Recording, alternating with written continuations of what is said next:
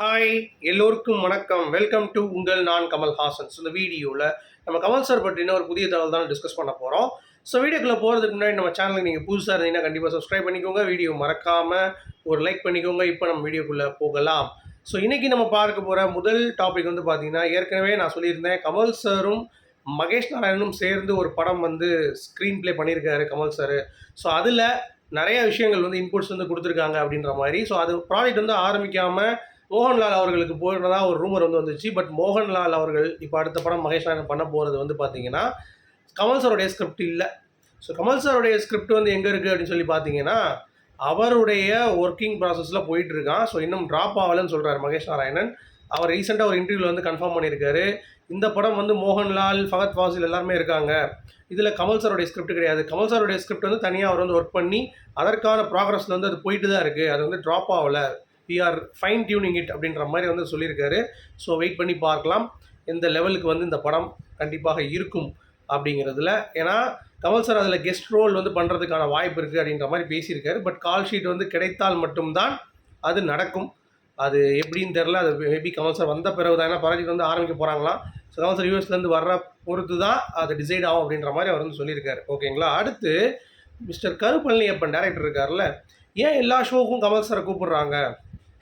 வேறு யாருமே வந்து எல்லா ஷோவும் போக மாட்டுறாங்க, ஒரு ஸ்பெசிஃபிக் ஷோ தான் போகிறாங்க, ஆனால் கமல் சார் மட்டும் எல்லோரும் கூப்பிட்றாங்க அப்படிங்கிறப்ப, அவருக்கு எல்லாமே தெரியுமே. டான்ஸ்னால் ஒரு மாஸ்டரை பற்றி பேசுவார், மியூசிக்னா எம்எஸ்சி இளையராஜா பற்றி பேசுவார், மலையாளம் பேசுவார், தெலுங்கு போனால் தெலுங்கு பேசுவார், கன்னடா போனால் கன்னடா பேசுவார், பூனா போய் ஹிந்தி போய் பேசுவார். இந்த மாதிரி ஏகப்பட்ட ஒரு இடத்துக்கு போனாலும் அதை கேட்டு அடாப்ட் ஆகி அவருடைய பாயிண்ட் ஆஃப் வியூவில் அங்கே என்ன இருக்கோ அதுக்கே வந்து பார்த்திங்கன்னா அவர் வந்து சொல்லுவார் அப்படிங்கிறது தான் பாயிண்ட்டு. ஸோ அதை ரொம்ப அழகாக வந்து விமர்சிச்சிருந்தார்.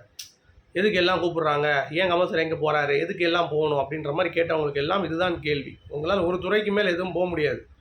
திடீர்னு வந்து ஆக்ஸ்ஃபோர்ட் யூனிவர்சிட்டிக்கு போய் கிளாஸ் லெக்சர் எடுப்பார் கமல் சார்.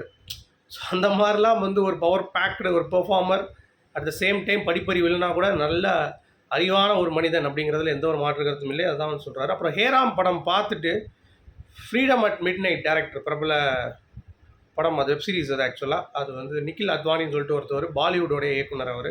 ஸோ அவர் வந்து பார்த்தீங்கன்னா ஹேராம் படத்தை போல்னு சொல்லியிருக்காரு. ஹிட்லரை பற்றி இன்க்ளாரியஸ் பாஸ்டர்ஸ் அப்படின்ற ஒரு படம், கிட்டத்தட்ட ஹேராம் வர்றதுக்கு அப்புறம் ஒரு 9 வருஷம் கழிச்சு வந்த படமாக அது. அதில் தான் அது தெளிவாக சொல்லியிருக்கோம். ஆனால் அதுக்கு முன்னாடியே கமல் சார் வந்து சொல்லிட்டாரு, அதெல்லாம் வந்து பெரிய ஒரு விஷயம், யாரும் பண்ணாத ஒரு விஷயம் அப்படின்ற மாதிரி வந்து பாலிவுட் இயக்குனர் வந்து பார்த்திங்கன்னா மிரண்டு போய் ரீசெண்டாக ஒரு இன்டர்வியூ வந்து கொடுத்துருக்காரு ஒரு வெப் சீரிஸ் ப்ரொமோஷன்ஸ்க்கு. அடுத்து அமரன் விக்ரமை ஓவர்சீஸில் முந்திருச்சுங்க. ரிசல்ட் வந்துருச்சு. ஸோ 105 கோடி ரூபாய் அமரனுக்கு. கமல் சாருடைய விக்ரம் வந்து 103 கோடி ரூபாய்.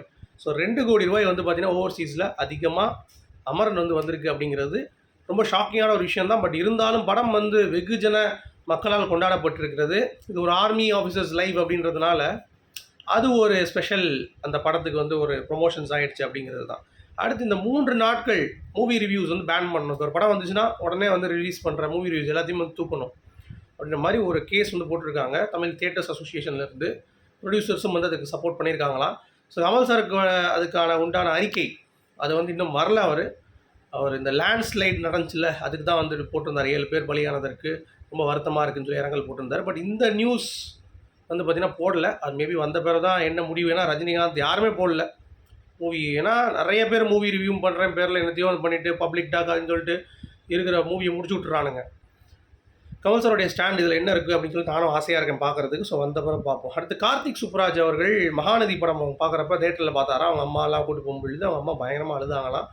ஒரு அழகான ஒரு மிடில் கிளாஸ் ஃபேமிலி, அதனுடைய ஸ்ட்ரகிளை வந்து அவ்வளோ தூரம் வந்து பார்த்திங்கன்னா சொல்லியிருப்பார் கமல் சார். எனக்கு ரொம்ப ரொம்ப பாதிப்பு ஏற்படுத்தின ஒரு படம் அப்படின்ற மாதிரி அவர் வந்து பகிர்ந்துருந்தார். ஸோ அவ்வளோதான் கைஸ், வேறு எதுவும் நியூஸ் இல்லை. குணா ரீரிலீஸ் ஆகிருக்கு. படம் பார்க்காதவங்க குணா போய் பாருங்கள் தியேட்டர்ஸில். சரியா? ஸோ மீண்டும் சந்திப்போம் நாளைக்கு.